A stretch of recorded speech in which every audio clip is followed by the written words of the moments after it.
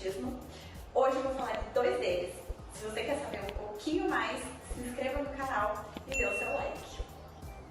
Você já notou alguns desgastes dentários no dente? Ou até mesmo se durante o dia você mantém os dentes muito apertados ou não? Aquele cansaço na face, nessa região ou na região temporal também? Pode ser um sinal de que você tem bruxismo. No vídeo de hoje eu vou dar 2 dicas para você se cuidar, tanto em casa ou no dentista. As 2 principais formas acontecem ou de dia ou de noite. Durante o dia você pode baixar agora mesmo o aplicativo Desencoste Seus Dentes e organizar mensagens para que ele te avise se você está com o dente apertado ou não. E nesse momento você desencostar seus dentes. O aplicativo, além de ocupar muito pouco espaço da memória do seu celular, ele é gratuito. Aproveite!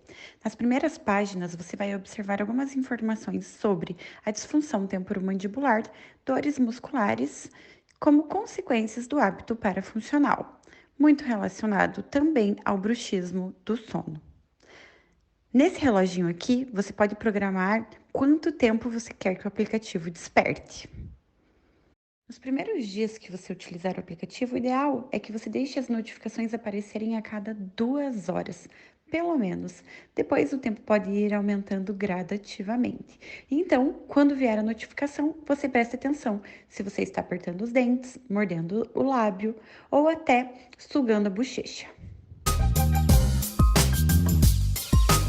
Outra maneira muito crucial de proteger os seus dentes do desgaste do bruxismo do sono é uma placa de bruxismo, que eu vou mostrar aqui. Você pode usar durante o dia e ela deve ser confeccionada por um dentista especialista.